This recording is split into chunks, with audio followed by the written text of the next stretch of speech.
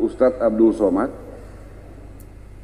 kami bangga ya sebagai orang Kristen di kota ini. Bapak mau ke sini. Bapak datang di kota yang memiliki rekam jejak sosial sangat buruk. Di saat usia kami masih sangat muda, tahun 99 seperti yang tadi dijelaskan Pak Wakil Wali Kota. Sebab bagi kami, kedatangan tokoh-tokoh agama yang karismatik seperti Pak Abdul Somad, kami yakini selalu saja mendatangkan pencerahan bagi masyarakat di Kota Ambon. Pak Abdul Somad ini bagi orang Kristen bukan barang baru ya Pak. Kami sering dengar, bahkan di kalangan Kristen ada orang-orang Kristen yang sedikit, yang agak nyinyir mendengar ceramah-ceramah Pak Abdul Somad. Itu wajar Pak, karena memang setiap agama pasti saja ada kelompok-kelompok yang fundamental. Ada kelompok-kelompok yang betul-betul memagari agamanya sedemikian rupa sehingga tidak boleh diganggu. Waktu kami diundang hadir oleh Pak Wakil Wali Kota untuk membicarakan kedatangan Pak Abdul Somad, bagi kami itu sesuatu yang menguntungkan. Sehingga kami berharap pelaksana Pak Rifki, kalau Pak Abdul Somad bikin ceramah atau dakwah, tolong disiarkan juga streaming. Karena pasti orang-orang Kristen di Ambon ingin dengar. Ada kebaikan-kebaikan yang selalu muncul dalam ceramah-ceramah Pak Abdul Somad. Dan kebaikan-kebaikan itu selalu bersifat universal, melintasi batas-batas kehidupan yang dipagari karena agama. Kebaikan itu pada dirinya sendiri tidak bisa dibendung oleh agama. Bahkan agama yang seringkali mengeluarkan kebaikan-kebaikan berdasarkan ajarannya itu. Ustadz Abdul Somad. Kepada Bapak Ustadz Abdul Somad, disilakan.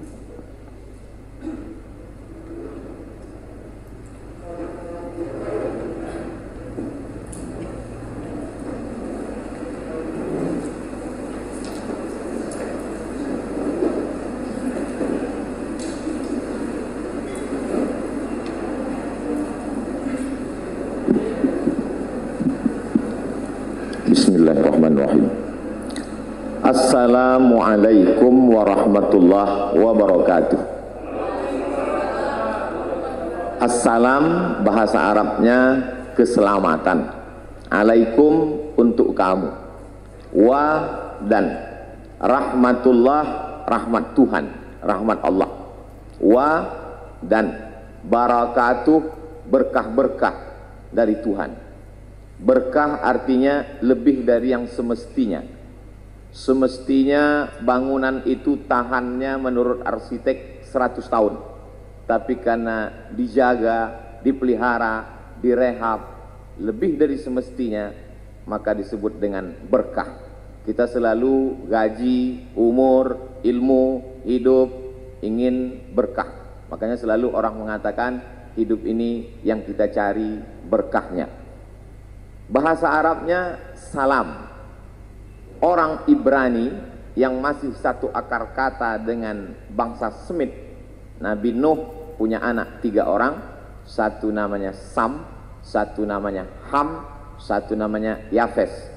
Sam itu pecahannya adalah Arab dan Ibrani. Orang Arab menyebut salam, assalamualaikum. Orang Ibrani menyebut shalom. Lalu kemudian ketika sampai ke tempat kita menjadi selamat. Makanya disebut selamat siang, karena kebetulan acaranya dibuat siang. Salam sejahtera, tambahan, kombinasi, modifikasi dari bahasa Arab dan bahasa Indonesia. Ada salamnya, ada sejahtera.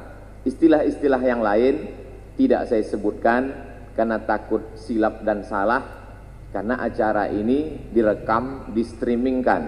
Takutnya kerukunannya tidak tercapai, malah silapnya yang viral. 3 jam perjalanan. Tadi malam kami bertolak jam 2 dari Jakarta. Kemudian saya lihat matahari sudah mulai terbit. Kami pun sampai ke Pattimura Airport. Selama ini Pahlawan nasional itu hanya kami lihat di uang 1.000 saja. Tapi hari ini sudah sampai. Sebagai bukti kami ambillah foto berlatar belakang background Pattimura Airport. Lalu kemudian disambut oleh Habib. Habib diambil dari kata hub. Hub artinya cinta. Habib orang yang kami cinta. Karena kakeknya Muhammad SAW kami sangat cinta. Maka cucu-cucunya yang mengalir darah itu pada mereka, kami juga cinta kepada mereka. Kami sebut mereka dengan Habib. Kalau perempuan Habibah. Tapi jarang itu kami panggil karena nanti banyak orang yang marah, terutama suaminya. Lalu kemudian saya pun melihat di perjalanan ada tulisan besar sekali, "Welcome to the City of Music." Barulah saya paham kenapa orang-orang Ambon ini banyak jadi penyanyi di Jakarta. Karena mereka berasal dari kota musik. Bahkan tadi begitu sampai ke atas ini pun kami disambut dengan musik. Lalu ada tulisan besar juga saya baca, Ambon Manise. Alhamdulillah makanannya sudah saya cicipi, manis. Wajah orangnya agak terhalang karena masker ini. Tapi insya Allah dari wajah beberapa tokoh kita menilai ada keramahan, ada kesenangan untuk menyambut tamu sebagaimana yang disampaikan oleh Pak Pendeta Ricardo, kemudian Bapak Pastor mewakili uskup, lalu kemudian tokoh-tokoh lintas agama. Sampai akhirnya saya pun sampai ke majelis ini bertemu dengan Bapak Wakil Wali Kota yang kabarnya sudah mendapat beberapa telepon. Ada kemarahan kenapa Ustadz Abdul Somad tidak dibuat ceramah tablik akbar di Tanah Lapang. Saya melalui forum mimbar ini menyampaikan dimanapun saya tausiah hari ini tidak bisa dibuat di Tanah Lapang karena memang suasana kita sedang COVID. Tidak bisa kita mengumpulkan orang ramai. Di hotel pun paling banyak hanya 150 sampai 300 orang. Kalaulah tadi direkam itu kamera dari awal sampai akhir, bagaimana panitia ini betul-betul menjaga prokes kita. Saya di beberapa banyak tempat selama setahun dari Maret 2020 sampai 2021 ini, rasanya yang paling tertib melaksanakan prokes ini di Ambon inilah. Itu Ustadz ngomong begitu karena di Ambon atau bagaimana? Memang saya bisa tanya kepada tim. Karena di Ambon inilah sampai yang mikrofonnya pun ganti masker udah berapa kali. Saya yakin itu virus COVID tidak sampai ke atas ini. Mereka di bawah melihat, tak usahlah kita naik, cepat kita mati gitu. Alhamdulillah bertemu dengan Pak Wakil Wali Kota. Bapak Wali Kota tidak bisa hadir karena sedang ada kegiatan di Jakarta. Ini perlu saya sampaikan supaya jangan ada fitnah di antara kita. Lalu kemudian bertemu pula dengan Bapak Kapolresta Ambon. Saya pikir sudah 3 jam perjalanan naik pesawat itu akan bertemu orang jauh. Ternyata orang sekampung juga dari Sumatera Utara. Lalu kemudian sangat membahagiakan berjumpa dengan para alim ulama, Ketua Majelis Ulama Indonesia, Ketua Majelis Ulama Indonesia Provinsi Maluku dan Kota Ambon. Tokoh-tokoh, orang-orang tua yang tak dapat saya sebutkan satu persatu, insya Allah semuanya selalu mendapat keberkahan hidup. Saya ingin supaya kawan-kawan sahabat-sahabat yang dari portal berita maupun koran media cetak, tolong ditulis berita ini betul-betul bahwa Abdul Somad beramah tamah dengan tokoh lintas agama. Jangan besok keluar lomba ceramah lintas agama. Ada sebuah kampung di Pulau Sumatera, tepatnya di Provinsi Sumatera Utara. Kampung itu bernama Silau Laut, bisa ditulis di Google, Silau Laut. Dia disebut laut karena memang di tepi laut, cuman tidaklah seindah Laut Ambon. Lalu kemudian kampung itu dibuka pada tahun 1901, jadi umurnya 120 tahun. Yang membuka kampung itu kebetulan kakek dari ibu saya, namanya Syekh Abdurrahman. Ketika dia pulang dari Makkah belajar, dia dipanggil oleh Sultan Asahan, namanya Tengku Muhammad Adil, wahai tokoh agama Syekh Abdurrahman, aku beri engkau tanah di tepi laut itu, ambillah untuk bercocok tanam. Akhirnya kampung itu sekarang menjadi 3 kecamatan. Salahnya kakek kami itu dulu tidak mengurus tanah itu ke BPN. Kalau diurus saya udah kaya sekali sekarang. Lalu kemudian berdatanganlah para pendatang dari suku Jawa, kemudian Mandailing, dan sebagiannya saudara-saudara kita dari Batak Toba, yang umumnya mereka Kristen. Akhirnya sekarang kalau mau ke kampung itu melewati satu kampung yang dihuni oleh Kristen, nama kampungnya Barisan. Kami bertetangga cukup lama, sejak saya lahir 1977. Jarang saya menyebutkan tahun kelahiran saya, karena banyak yang tak percaya. Disangka mereka saya masih 23 tahun. Sejak kelahiran saya sampai sekarang 43 tahun tidak pernah ada konflik. Yang Muslim, Melayu, Jawa, Banjar, ada kampung Banjar, dan kemudian yang Kristen mayoritasnya dari suku Batak Toba. Kami bertetangga, bersahabat, berkawan. Masih ingat terbayang di benak saya Pak Manurung, orang Batak Kristen yang datang ke kampung kami mengambil nira. Kami meminum nira, mereka merubah nira itu menjadi tuak, minum khas mereka. Lalu kemudian kalau orang kami memanen padi, padi itu dibawa ke kilang padi. Kilang padi itu biasanya ada di tempat suku Batak Kristen. Begitulah interaksi sosial kami. Karena memang diajarkan, wala ana abidum ma'abattum, aku tak menyembah Tuhan yang kau sembah, wala antum abiduna ma'abud, kamu pun tidak menyembah yang kami sembah, lakum dinukum waliyadin. Agamamu untukmu, agamaku untukku. Adapun untuk kemanusiaan, sosial, maka kita hidup bertetangga bersama. Saya hanya sampai kelas 2 SD saja di kampung itu. Setelah itu saya pun pindah ke ibu kota kabupaten. Di sana saya masuk SD. Di SD itu ada 2 orang yang berbeda wajahnya dengan kami, kulitnya putih. Dulu kami menyebutnya Cina, sekarang tak boleh sebut Cina, Tionghoa. Satu laki-laki, satu perempuan. Agamanya Buddha dan Konghucu. Kami berteman, bersahabat, satu kelompok. Waktu itu kita di kelas tidak berbaris, tapi berkelompok. Nama belajar masa itu CBSA, cara belajar siswa aktif. Yang tahu berarti sudah tua. Kami datang berkelompok, kadang-kadang dia ke rumah kami, kadang-kadang kami ke rumah dia.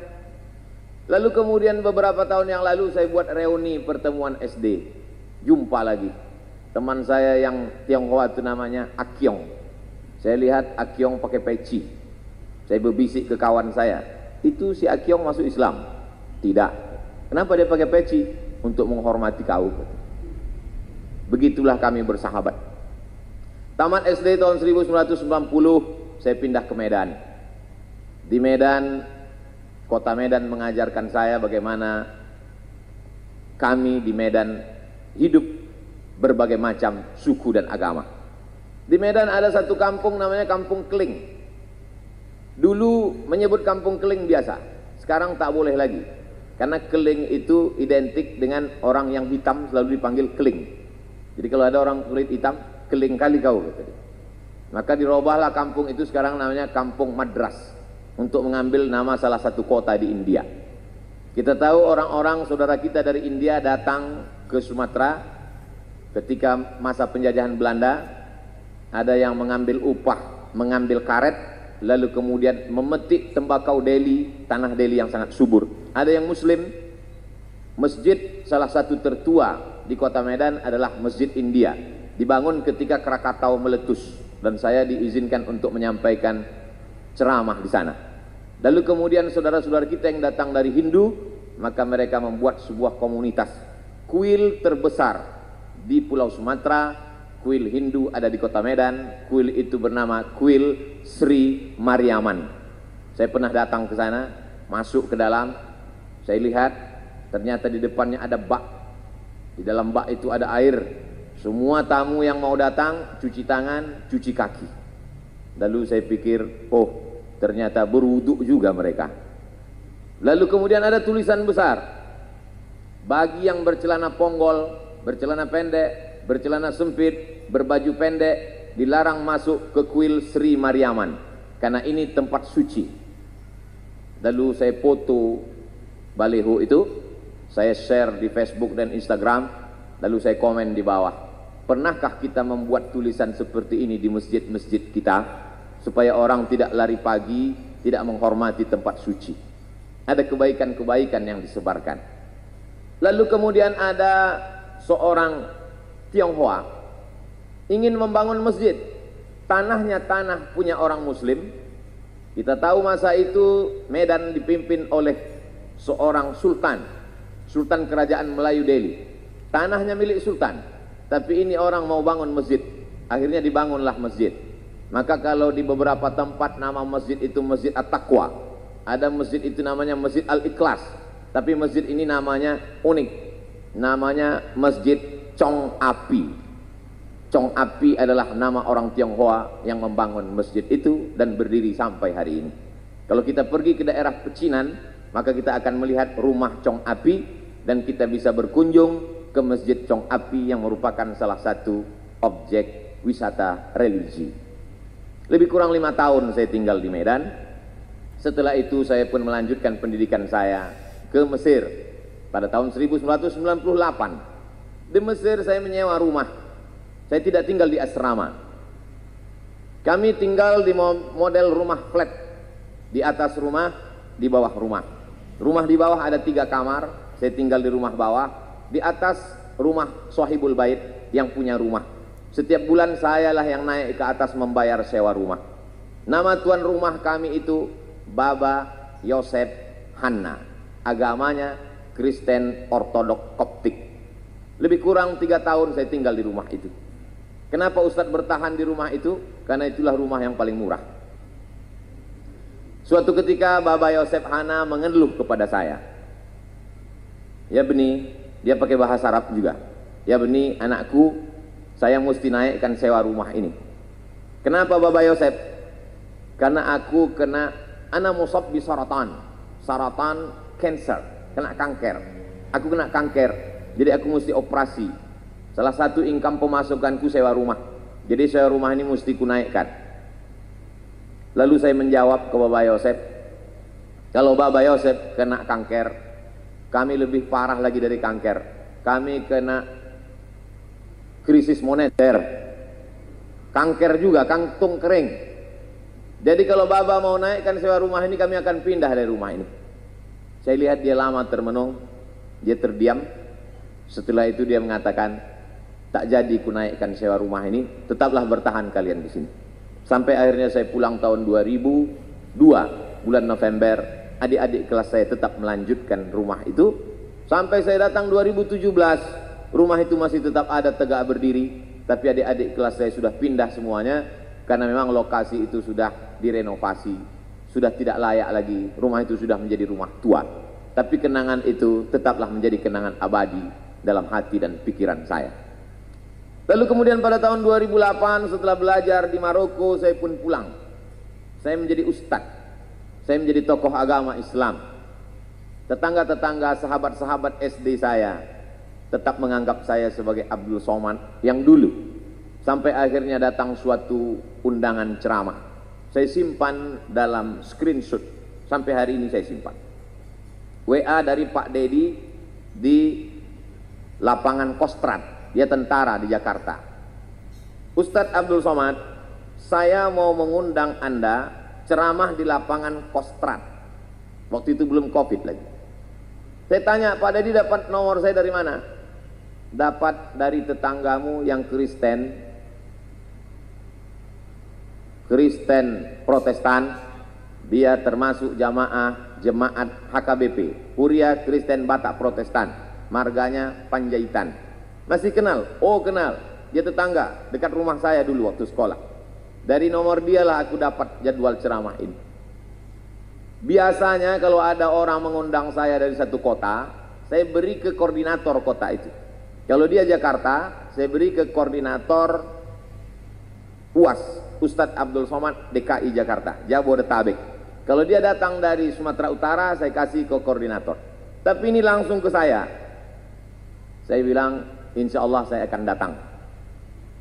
Lalu kata Pak Dedi, katanya mengundang Ustadz Somad susah, payah, menunggu sekian lama. Kenapa bisa langsung dapat? Kalau kalian mau cepat dapat, undanglah melalui tetanggaku yang Kristen itu. Sebulan yang lalu, tetangga saya, lain orang, dia kirim foto rumah mengaji, dindingnya belum disemen, atapnya tidak pakai dek, anak-anak belajar Quran di lantai.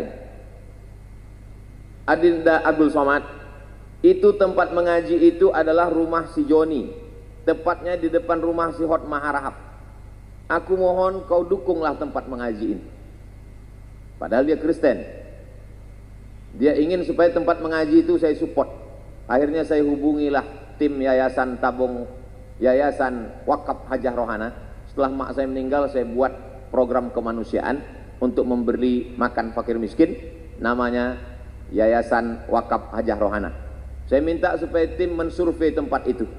Akhirnya tempat itu disurvei, berapa lantai yang perlu diperbaiki, berapa harga semen untuk menutup dinding, berapa tikar plastik dan meja, berapa lampu yang mesti diganti dan lain sebagainya. Akhirnya guru-guru mengaji mengucapkan terima kasih.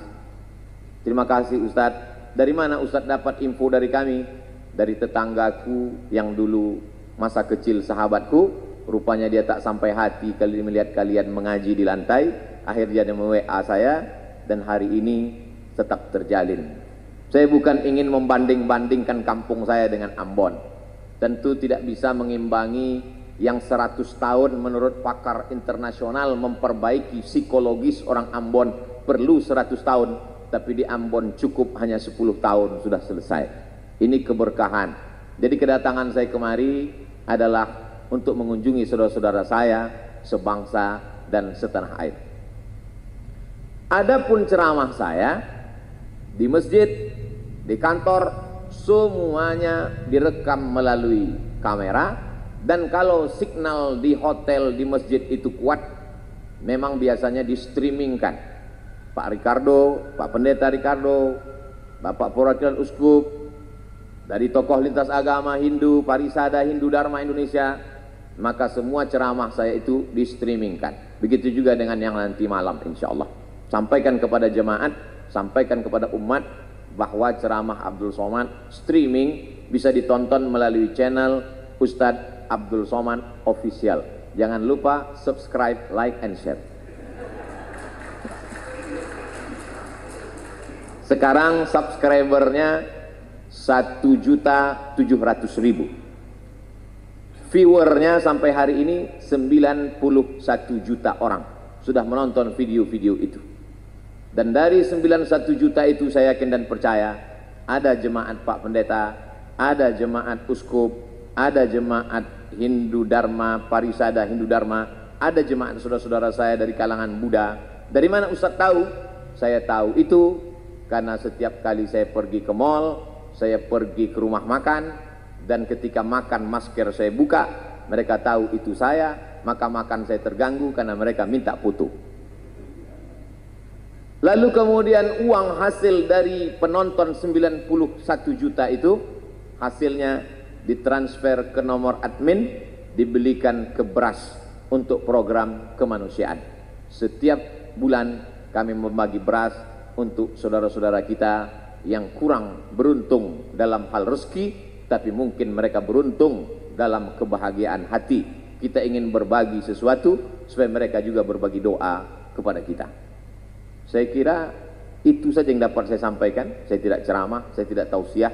Saya hanya ingin berbagi cerita tentang Abdul Somad yang ada di medsos dengan Abdul Somad yang asli dan nyata. Karena medsos ini rakyatnya tidak jelas, netizen. Kata orang, sekejam-kejamnya ibu tiri, lebih kejam lagi netizen. Banyak ketika kita bertemu dengan orang di medsos berbeda dengan ketika ketemu dalam kenyataan. Dan itu fakta. Ketika jamaah bertanya, bercerita ke saya sudah lama melihat Ustadz di YouTube, di televisi, baru ini berjumpa, ternyata lebih muda dari aslinya. Bertemu itu penting. Pernah kamu kenal si Anu? Pernah. Pernah berjumpa dengan dia? Belum. Berarti kamu belum kenal. Pernah kamu kenal dengan si Anu? Pernah. Pernah kamu duduk makan bersama dengan dia? Belum.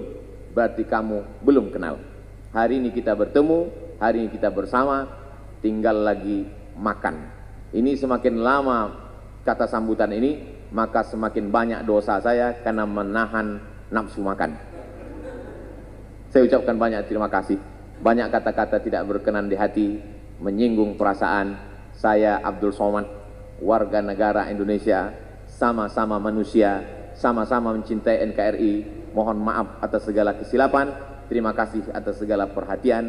Wassalamualaikum warahmatullahi wabarakatuh.